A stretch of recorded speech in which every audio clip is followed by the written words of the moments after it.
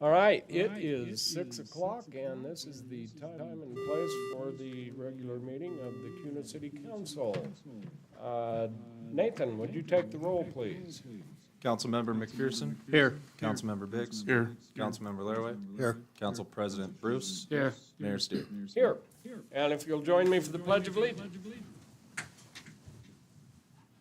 I pledge allegiance to the flag of the United States of America and to the republic for which it stands, one nation, under God, indivisible, with liberty and justice for all.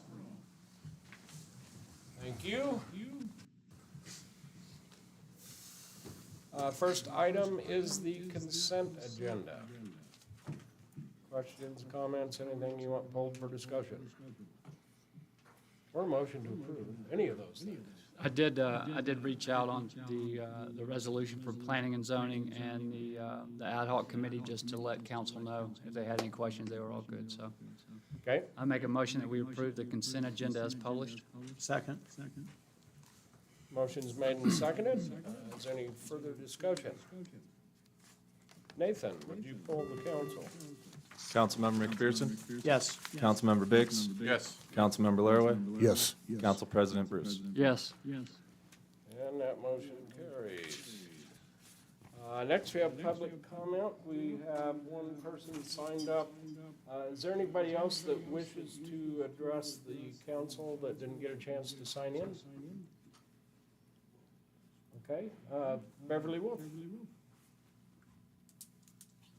And if you would just state your name and address for the record. And is the green light on? There you go. You know how to do it. You're a pro at it. I've become a little bit too good at this, yes. Beverly Wolf, 3420 West Commemoration Avenue, Meridian. Part of what I have tonight is kind of a question, because I've been reading a lot as planning to be on a committee, so I want to understand terminology. And one of the things that I've been reading about are resolutions, specifically the ones for performance bonds, and also fees that are granted to developers when sewer lines are being put in, reimbursement fees. I understand these are policies, but they read to a novice like pay to play.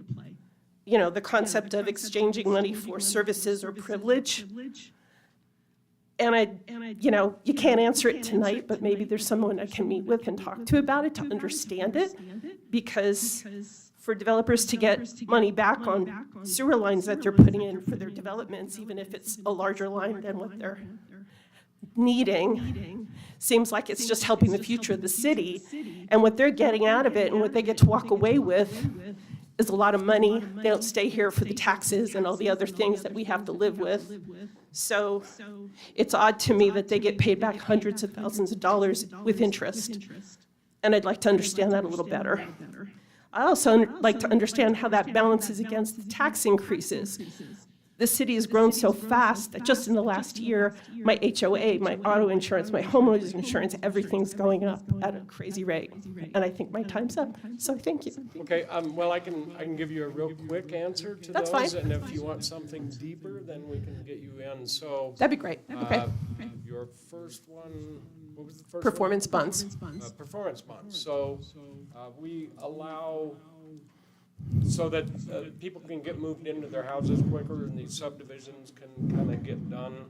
We allow performance bonds, say they don't get the streetlights completely done, or maybe there's a sidewalk somewhere that needs to get finished, or some trees or landscape, whatever it is.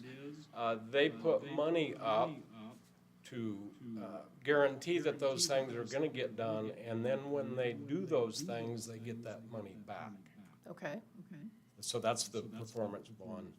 And then the reimbursement for wastewater lines, whatever the case is, we require, we don't want to dig down a street and then have to put in another pipe by another pipe.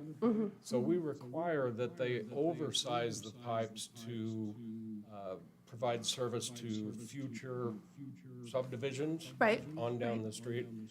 So they have to pay for that extra pipe because we don't pay for that. There's no funding for that. Right. So the reimbursement comes when they still have to pay for what they need. So if they need an 8-inch pipe, that's what they have to pay for. But we may require that they put in a 16-inch pipe, and then the reimbursement comes on that oversizing. So then when somebody develops down the road, they pay basically what's like a latecomer fund to pay into that, so the first developer gets paid back. So those aren't tax dollars. Those are monies that are spent by the developer and then reimbursed from one developer to the other. Well, that sounds good, but it still keeps stuff coming back on us. We can talk about that further. Thank you for that. Okay. All right. And that was all I had. Is there anybody else who wanted to? Okay, thank you.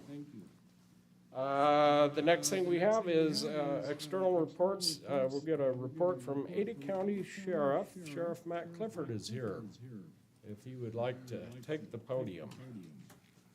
Thank you, Mayor and Council. Ada County Sheriff Matt Clifford for the record. Stopping by this year to do kind of my biannual update on the Sheriff's Office. This doesn't have any kind of update to do on the contract. In fact, it'll focus mostly on just the agency. I was here at the end of the year last year to talk about the bond, so I probably won't talk as much about that type of stuff. I brought a little different presentation where I talk about the different bureaus in the agency, but it was one that I formed for a Rotary Club that wanted to know a lot of more kind of community programs that we do and what we do for victims and things. So it's tailored a little more towards that, but still giving you an overview. And the reason I come by every 2 years is because there could be new mayor or new council members, and 2 years seems like a good time to do it, to kind of let you know who the sheriff's office is, and that we do serve outside of the contract. We do serve all citizens of Ada County. So I'll just kind of get cracking on it. Oops. Okay, there we go. So, about the sheriff's office. So we are the largest local law enforcement agency in the state of Idaho. We have about 850 employees last time we counted. It's about half and half as far as commissioned deputies versus what we call professional staff, so people that are non-sworn. And it's because we do so many different things in the community and for the community that we need so many professional staff to accomplish a lot of our goals. Our mission statement is we make safer places for you to live, work, and play. So, being a large agency, and I will probably say the largest in Idaho on a lot of this presentation. We have to be broken up into 5 different bureaus so we can manage our operations. So, police services, jail services, court services, administrative, and communications. And I will talk about all of those. Our service area is shown here in white. That's going to all be unincorporated Ada County. This is as far as patrol where they respond. And then we contract with the cities of Eagle, Star, and Cuna to provide police departments for them. And we patrol about 1,164 square miles. So, everybody's pretty familiar with Idaho. Ada County is not geographically huge, but we have the densest population, so it creates a lot of different challenges for us.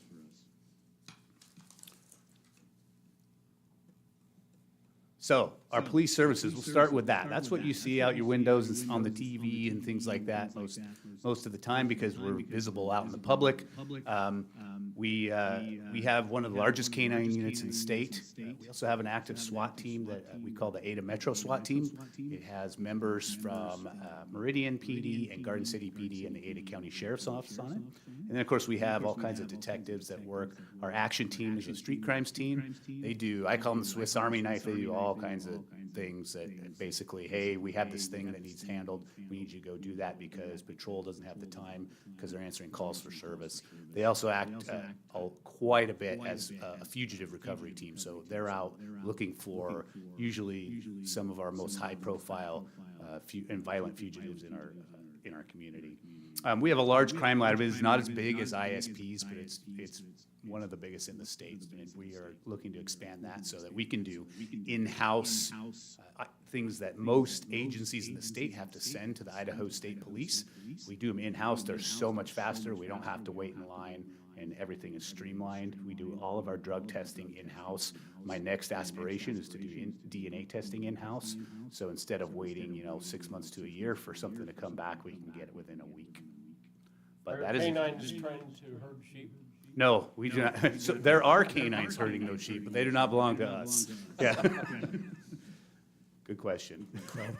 Crowd control. Yeah, and we have a large drone program. We do marine patrol in the summer up at Lucky Peak. And then we're kind of fortunate because none of the other agencies in Ada County have really rural, but we have a huge UTV program. And are able to kind of go out to those corners of Ada County where a lot of police agencies don't ever go. So my Administrative Services Bureau, these folks, they kind of run the business of the agency. And this is where it's comprised almost all of our professional staff. So our records, we kind of call the beehive of the agency. Court records are pouring in constantly, all hours of the day, but it's a 24-hour, 365 operation. And they distribute records back to other agencies and kind of manage anything that anybody picks up the phone for. Sometimes they get dispatch calls, sometimes they act as operators. I need to talk to this person in your agency, and they got to figure out how to solve people's problems right there. They're not dispatch, but they do solve a lot of problems on the phone. We run property and evidence for Boise PD and the Ada County Sheriff's Office, so Boise PD contracts with us. It's a really large operation. Statutorily in Idaho, if you didn't know, the sheriffs have to run the driver's license system, so we are the ones that issue your driver's license, and concealed weapons. We have victim services, which is a big deal for us. That is a team of ladies that can go all the way from on scene with a victim, helping them through through all the things that they need, all the way to being in court, sitting in the courtroom with them. And so they keep their caseload and see it all the way to the end. Most agencies do not do that at all. They hand off to a court victim advocate. We keep all of ours so that we can follow them all the way through. Data analytics and intelligence, which is exactly what it sounds. We crunch a lot of numbers. We do it for a lot of other agencies as well. Community engagement and info. We go out into the public and do. Oh man, why am I blanking?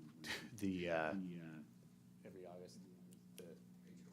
No, not the HOA. They do a lot of HOA stuff, but I think I have it on a different one. National Night Out, good Lord, that was bad. But they organize all those types of things for us. We have our fleet services, which sounds pretty benign, but they manage over 300 vehicles. I think it's like 320 vehicles for us, and that's what keeps us on the road. I think at one time they're gonna have their mission statement just be, without us, you walk, period. So we give them a lot of respect and props. And then finance, they manage my $115 million budget, and that is quite a feat. And those folks are kind of near and dear to my heart, as probably in government, we're geared up for budget season, if you will.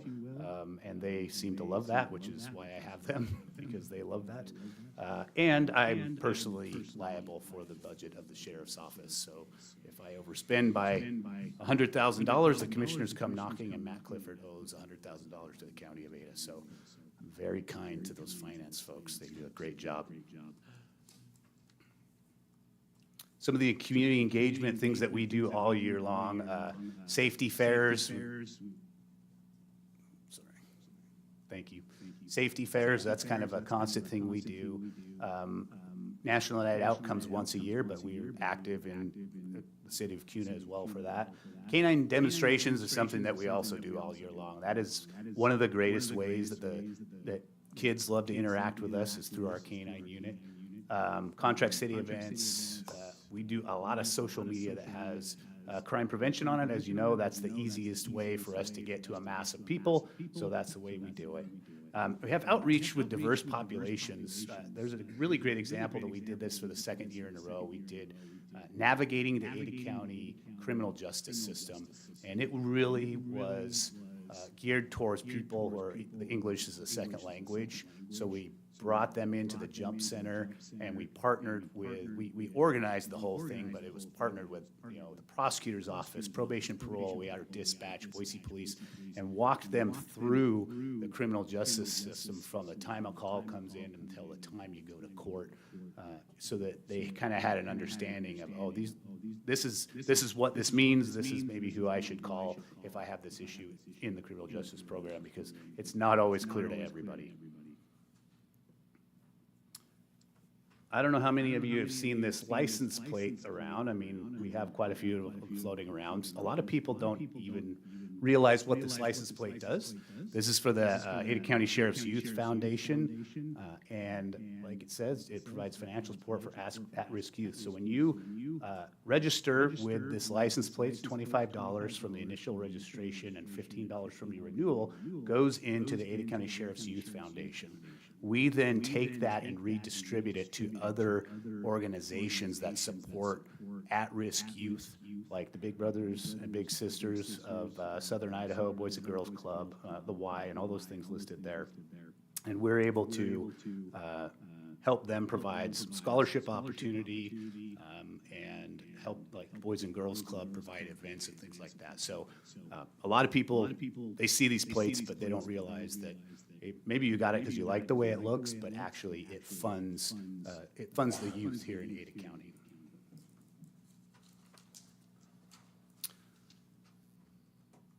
So we've done this 2 years in a row now, where our victim services, we're not able to fund extra money for our victim services unit to give away to victims that need maybe a gas card or a hotel room or something like that.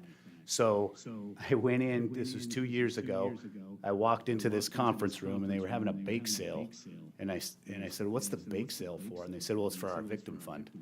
And I said, well, how much money do you have in your victim fund? And they said, well, we don't have anything. That's why we're having a bake sale. And I said, well, how are we having a bake sale to help fund the victim fund?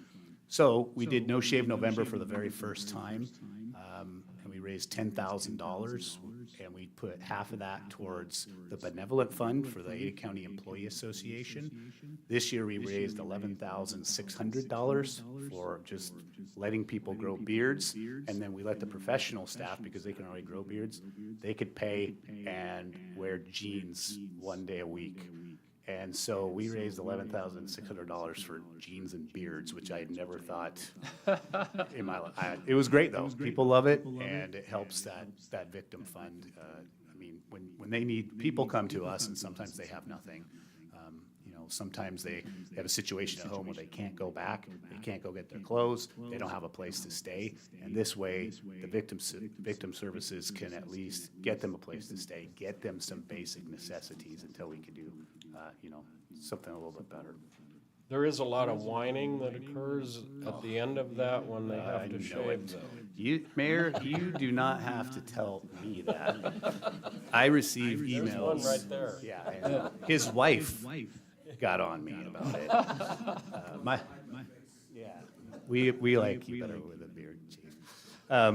Yeah, I get it all year long. I get these random emails. How about we do this beards all year long? And some of them offered, I'll pay every month. And I thought that sounds really strange to me that you're gonna pay every month to have a beard. So we'll do it. No Shave November. I let them do it for 2 months so that you can get a good beard going. But it's successful. So on to our Emergency Communications Bureau. We have the largest one in the state, like I said. I say that quite a bit, but we dispatch for all police, fire, and EMS entities here in Ada County. The total calls that came into our center last year was 504,317, over 150,000 911 calls, and they get about 1,381 calls per day. Something that happened last year, and we finished it up a little bit this year with in fact, the governor just signed the bill this year to finish it up, or today, not this year, just he signed it today, was we were able to take our dispatchers, classify them as first responders, and get them on the same retirement program that we're on as police and fire and EMS. That was a big push from the sheriffs and some of the chiefs. Sheriffs usually run most of the dispatch centers in the state. I think there's probably maybe 4 that police departments run, because we really saw what they're dealing with on a daily basis and the mental and physical toll that it actually takes on them. I mean, you see the dispatcher there sitting in front of a console. It looks like an air traffic control center. So you wouldn't think that physically it's a demanding job. But what happens is that, you know, it wears on them so much, they start to have physical ailments and they start coming down with different medical problems as a result of the stress. I could give you a whole presentation on what dispatchers go through on a day-to-day, but it's a lot of things happen on the phone with them, and that's all they have is, you know, they can only hear what's going on. They can't see anything. They have no frame of reference except for what's going in their ear, and it's not always pleasant. So we really wanted to take care of them. We were really happy that that passed this year.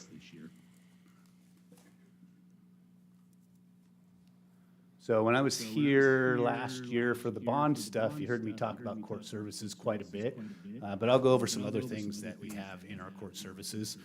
We have all of the programs that I spoke about: alternative sentencing, pretrial, misdemeanor probation. That helps keep the right people out of jail and the right people in jail. So currently, we have 2,098 people enrolled in our alternative sentencing, pretrial, or misdemeanor probation, and we have just under 1,000 people in our jail. So we supervise twice as many people outside the walls of the jail than we do inside the walls.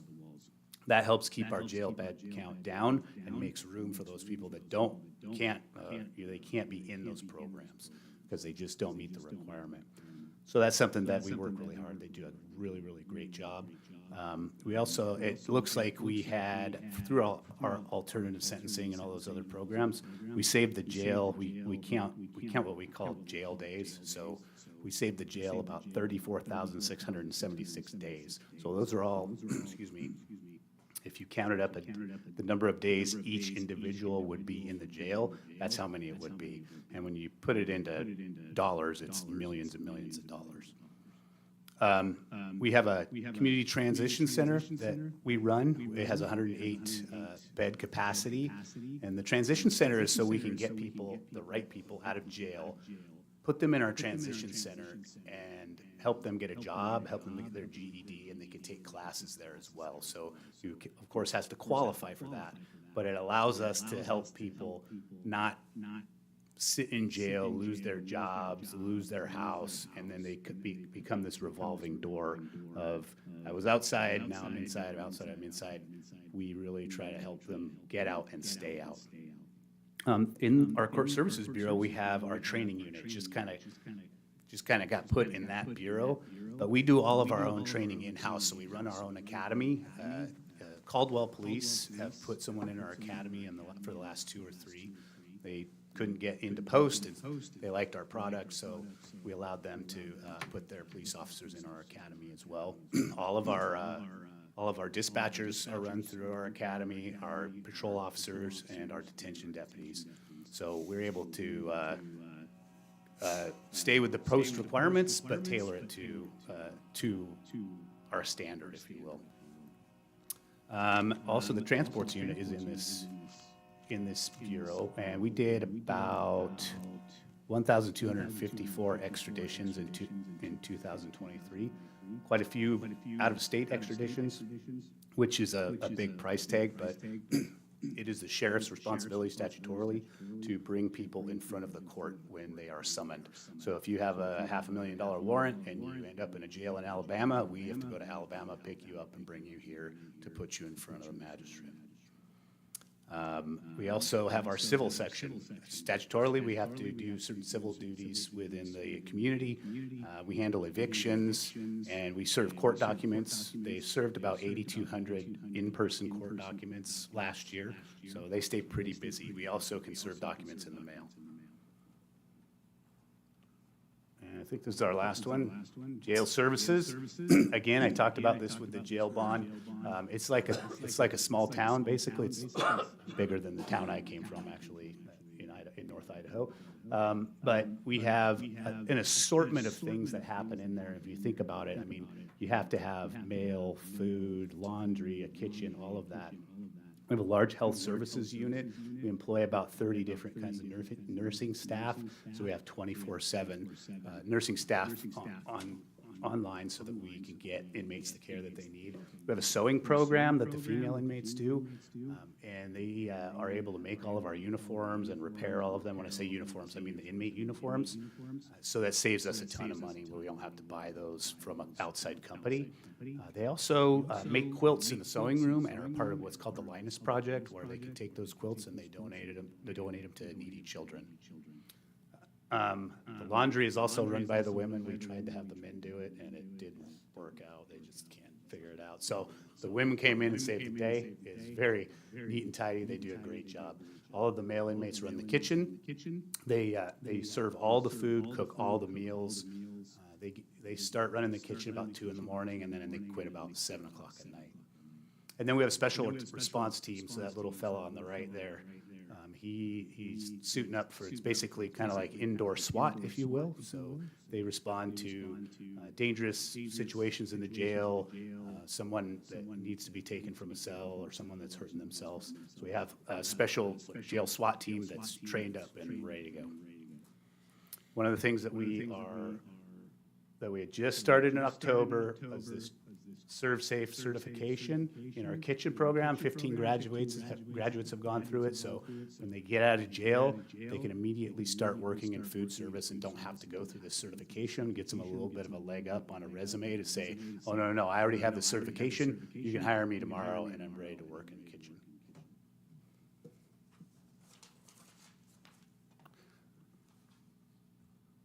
Another thing that we have that I mentioned before that is semi-attached to the sheriff's office is the Ada County Sheriff's Employee Association. It's a nonprofit run by the employees. They do a lot of fundraising, and they collect dues to get money for operation. But they also do a lot of benevolent things for the community. The Shop with a Sheriff, and they adopt a family for Christmas. So back to school shop with a sheriff. We partner with Walmart. We take kids shopping, get them what they need for school, as far as mostly clothes and things like that, because there are a lot of programs for school supplies, so we get mostly clothing. And then during Christmas, we do the Adopt a Family, where we identify families so we can get them the gifts that they need for Christmas. So this is the part where I get a shameless plug. So not for me, for the agency. If you are interested in a career in the Ada County Sheriff's, there's the QR code right there, if you want to scan it. I specifically requested this slide be shown, though, because we have a big problem trying to recruit females for law enforcement. In our professional staff, we have a good balance of females and males, but in our patrol and jail and all our commissioned positions, we are way off on the balance of females and males. Law enforcement mainly has males participate in it, but we really badly need females. And I always say, if I hired every female that applied for us, we'd still be nowhere near where we need to be.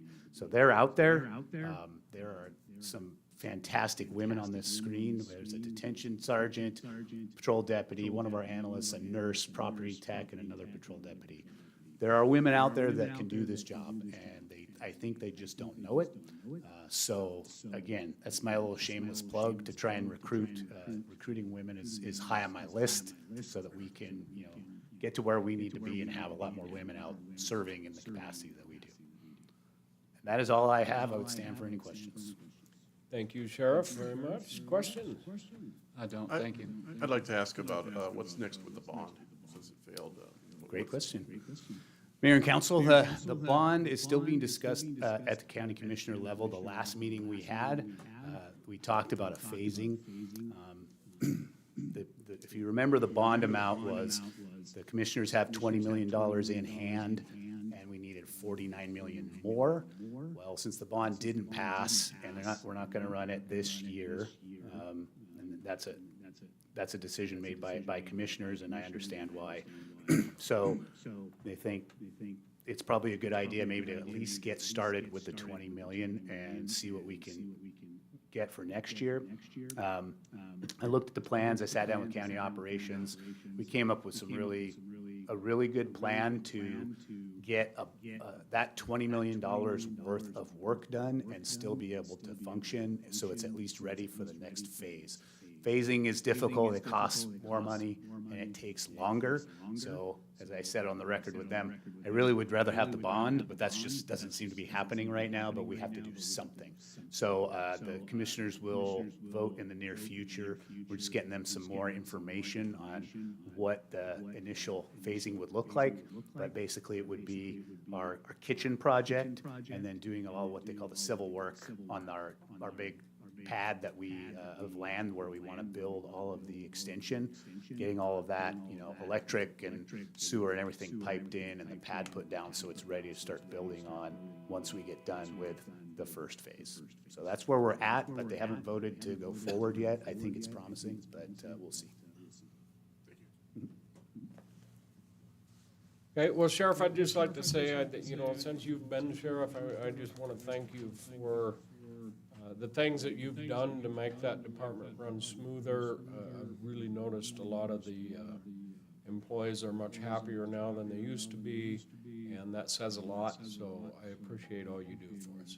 Thank you, Mayor. I appreciate all your support, and I know we contract with the city of Kuna.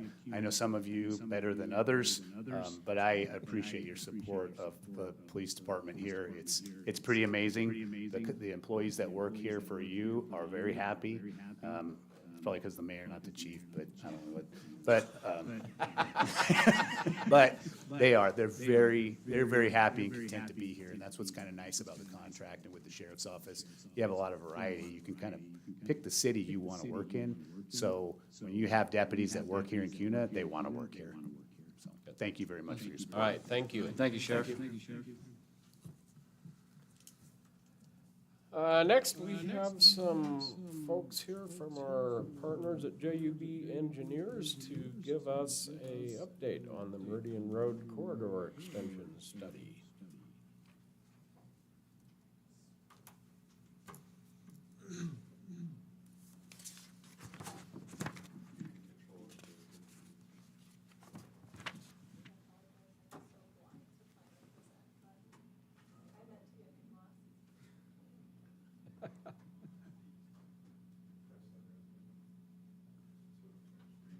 Thank you.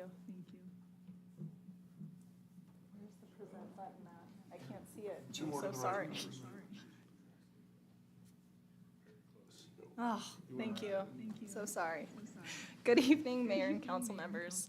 My name is Addison Koffelt. I'm a planner at JUB Engineers, and I'm here to provide an update and an overview of the Meridian Road Extension Corridor Study.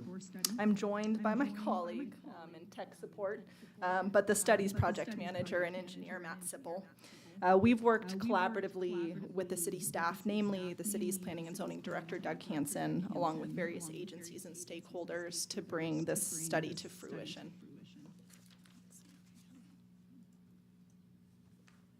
I thought time would be best spent providing an overview of the study and outlining some of the more notable elements if we have approached the end of the planning process and developed a draft study for the city. You will find the study's executive summary in your packet for reference, as it provides a great summary of the study, particularly outlining the purpose and need of the project, alternatives, and project recommendations. The community's long held interest in a Meridian Road extension that crosses over the Union Pacific Railroad tracks in Indian Creek prompted the initiation of this Meridian Road Extension Corridor Study. Past studies have evaluated multiple UPRR crossing locations. This study focuses on alignment alternatives for the extension of Meridian Road from Kuna Road to King Road. Throughout 2022, the City of Kuna initiated a planning and environmental linkages study that would set the stage for National Environmental Policy Act review associated with a federally funded project, including future design and construction for a railroad overpass and bridge over Indian Creek. Through initial public outreach efforts, the Meridian Road extension to King Road rose to the top as a priority location for a railroad overpass and a bridge over Indian Creek. As a result, on June 6th, City Council voted to transition from conducting that planning and environmental linkages study to developing a corridor study for the Meridian Road Railroad overpass and extension. The corridor study process included additional public outreach, property owner consultations, and planning and engineering analysis focused on right-of-way preservation and details to support project programming for future design and construction. The study included extensive public outreach and engagement throughout its entirety. Some of the public involvement efforts included a stakeholder assessment, the development of a public input website and comment map. There were 2 or 3 variations developed and launched to solicit public feedback, stakeholder consultations with both agencies and adjacent landowners, formation of a steering committee. 3 separate steering committee meetings were held throughout the process, the facilitation of 3 public open houses, and agency presentations. Your very own Doug Hansen presented to Compass and ACHD, allowing continuing conversation and agency involvement to create the highest likelihood of project funding and completion. Alternatives were developed for the overall alignment of Meridian Road extension to King Road, as well as for the intersection of King Road and Meridian Road, including both a roundabout and signalized intersection. A multi-use pathway was included in both alternatives, allowing for bicycle pedestrian connectivity along the extension.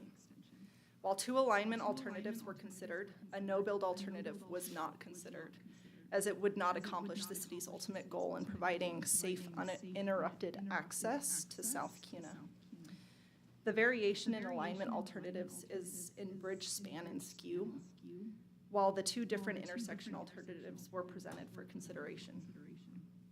Environmental impacts is similar with both alignment alternatives, the largest difference between the 2 being the impact to right-of-way.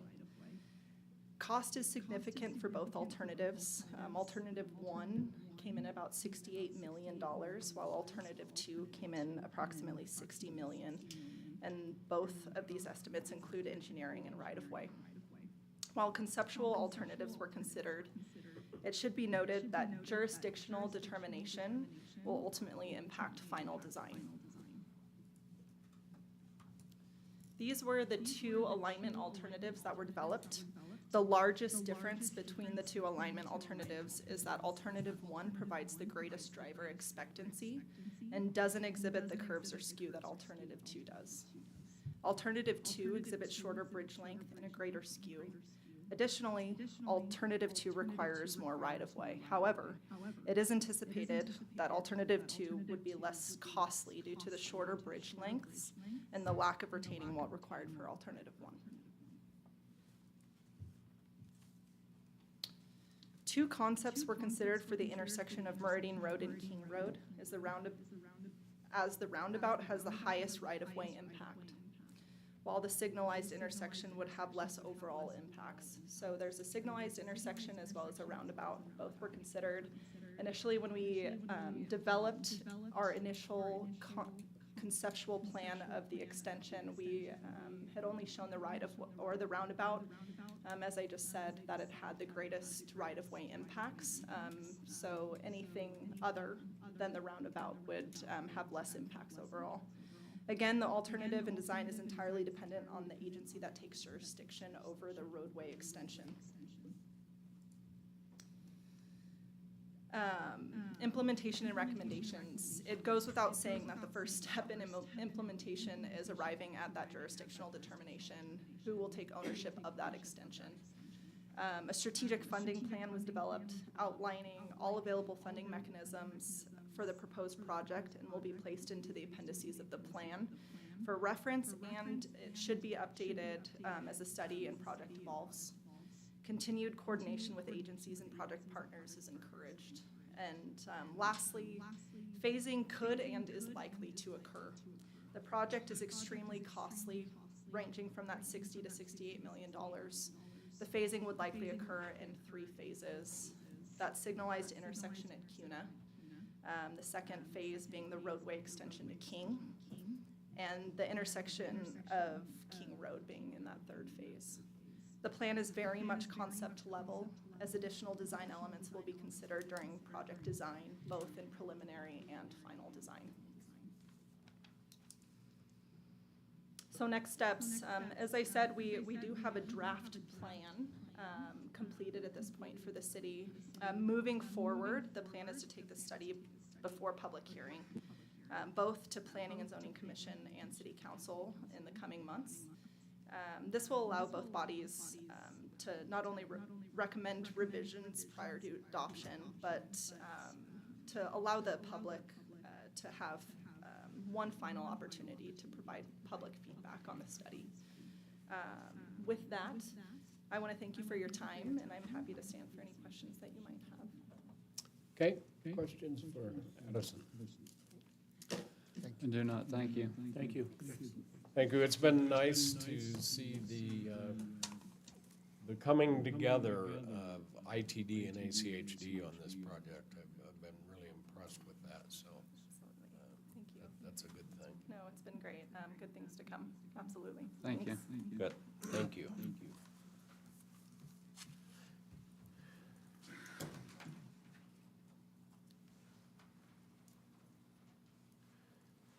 All right, we have public hearing, case number 2308AN and 2305LS.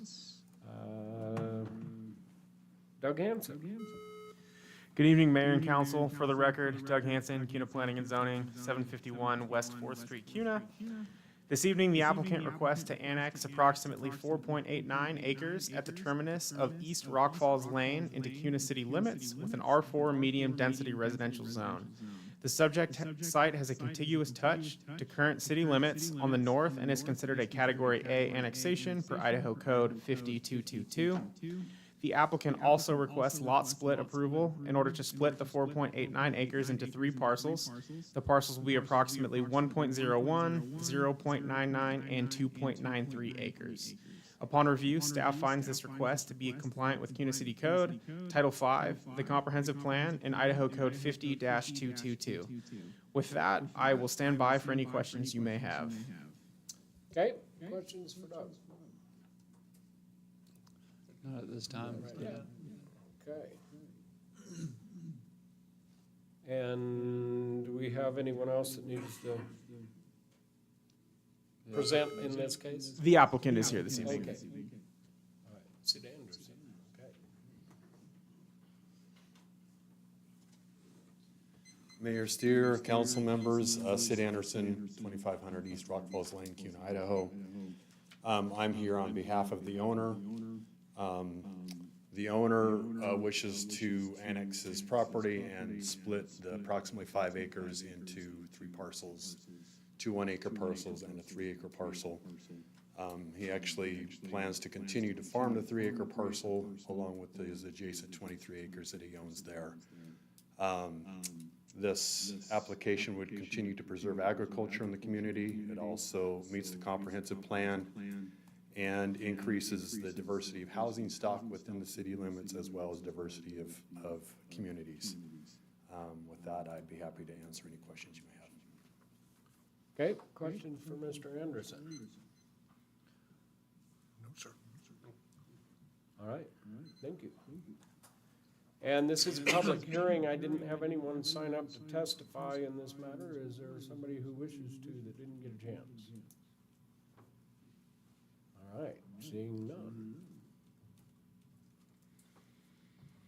Did you want to do a rebuttal?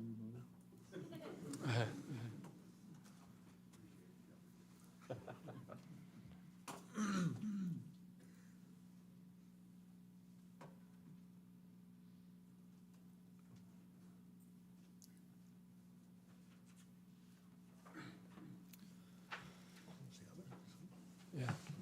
Do you guys have any questions? I don't.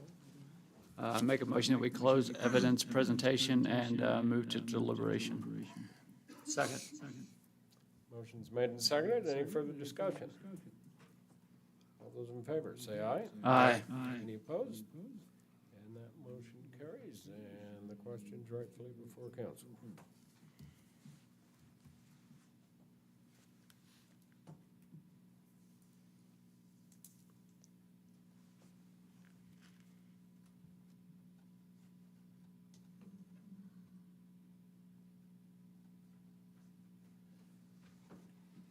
I think this is just another Yeah. one where it's low impact and somebody wants to. Filling in, No, I like the fact that it's an R4. Yeah.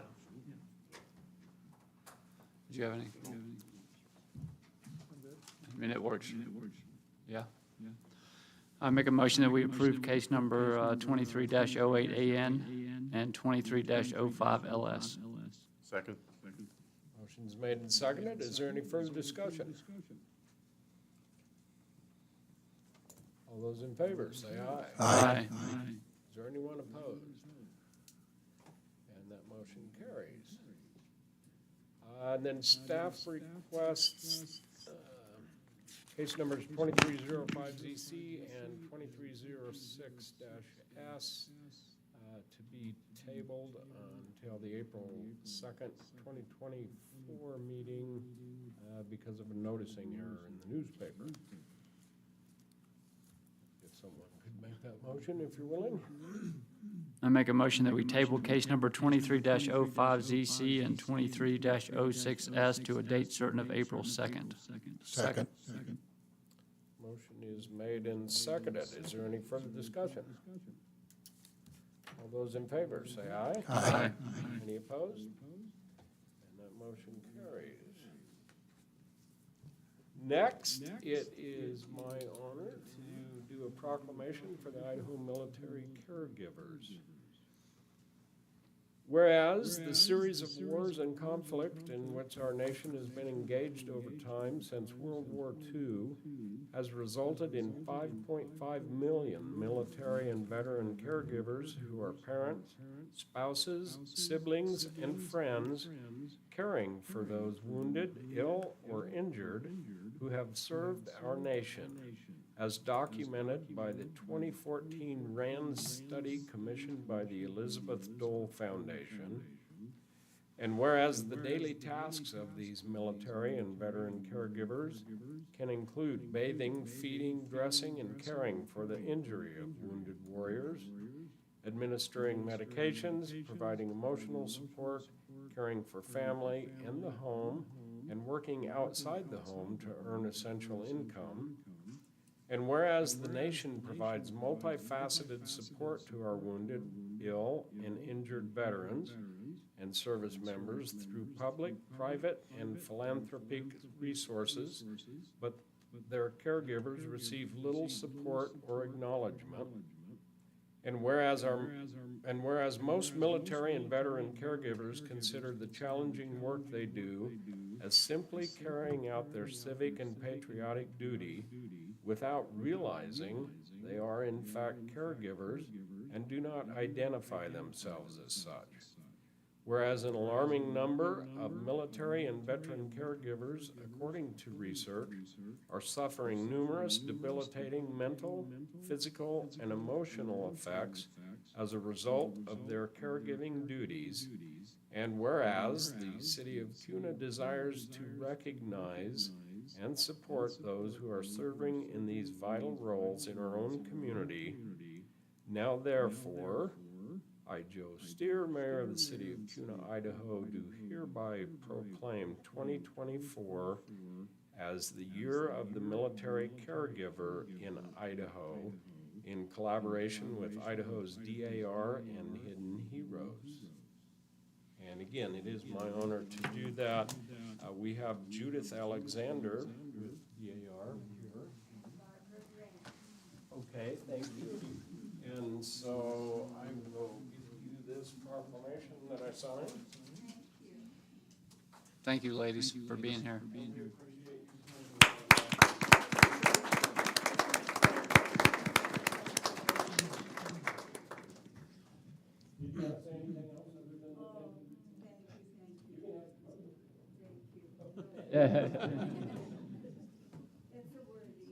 thank you for coming. Yes, ma'am, thank you.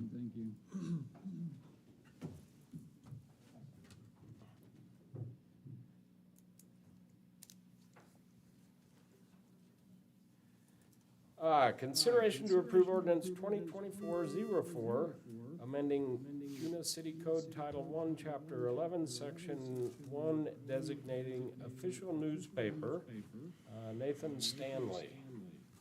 Good evening, Mayor, Council, Nathan Stanley, City Clerk, 751 West 4th Street. Before is consideration to approve ordinance 2024-04, amending City Code, Title 1, Chapter 11, Section 1, designating the official newspaper from the Kuna Melba News to the Idaho Press and Meridian Kuna Press, which is a subsidiary of the Idaho Press and also a paper of general circulation within the city of Kuna. And with that, I'll sit for any questions. Okay, questions for Nathan?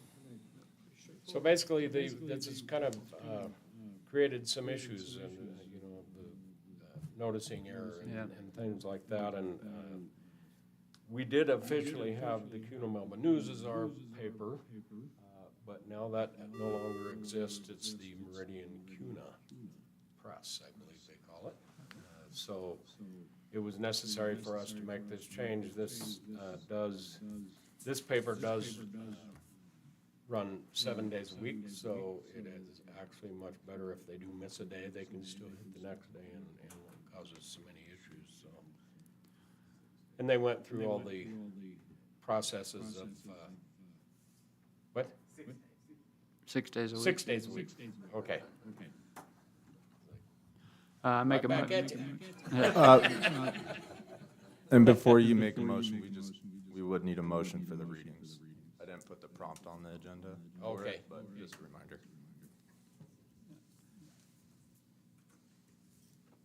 I make a motion that we waive 3 readings of this ordinance. Second. Motion's made and seconded to waive the 3 readings. Any further discussion? All those in favor, say aye. Aye.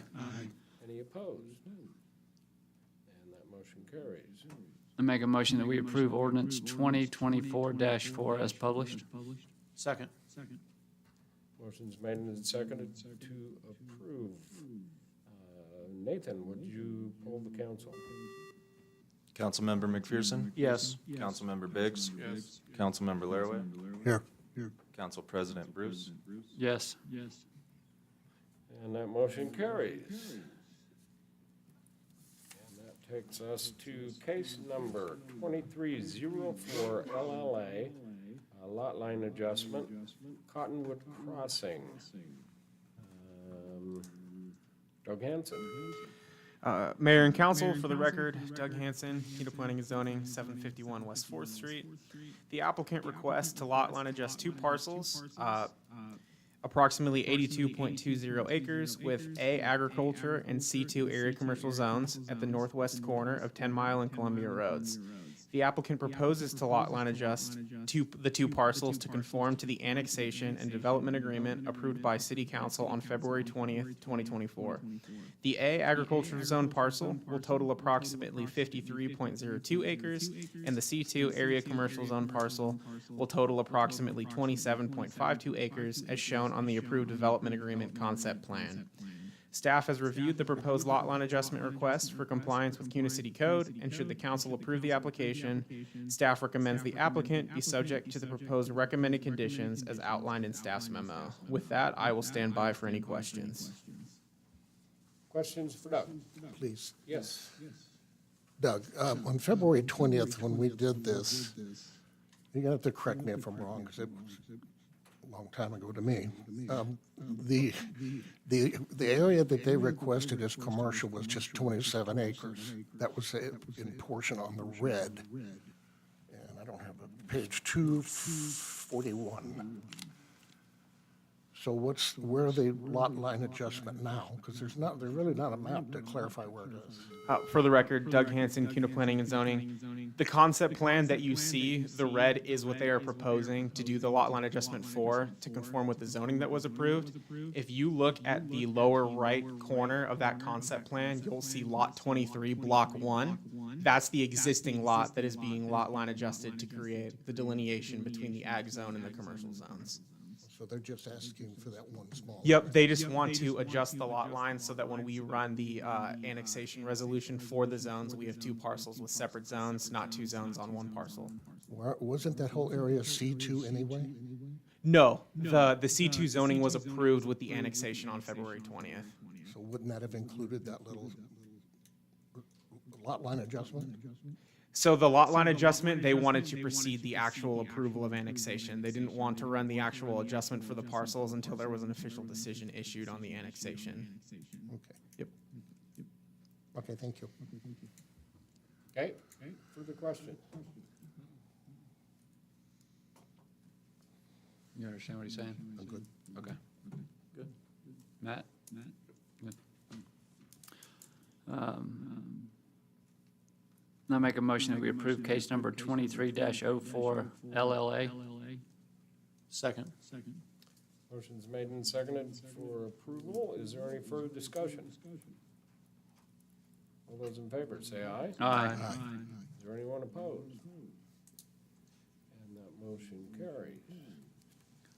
And that is all we have on the agenda tonight. I do want to make note that our own Morgan Treasure was chosen by the Idaho Business Review. I know I'm going to get this wrong. What is it actually accomplished under 40? You asked earlier. Okay. Congratulations. That sounds incomplete. But she's under 40 years old and she's made a lot of big accomplishments, so That's Idaho awesome. Business Review has recognized her. Congratulations. Congratulations. Very proud of her and all the hard work she does for us, so thank you.